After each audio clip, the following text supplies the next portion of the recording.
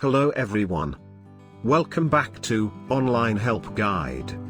Today, in this video, I will be showing you how to hide Twitter posts from strangers. First, open the Twitter app on your phone.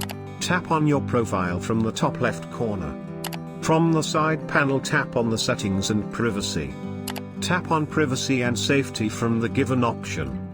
Now go to the Audience and Tagging. Then turn on the Protect Your Tweets option.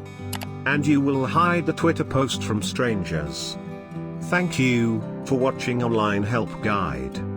Hope this video was helpful, and you're able to hide your Twitter posts from strangers.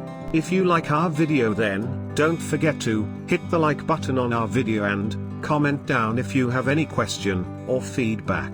Also, if you are new to our channel, please subscribe and hit the bell icon to our channel.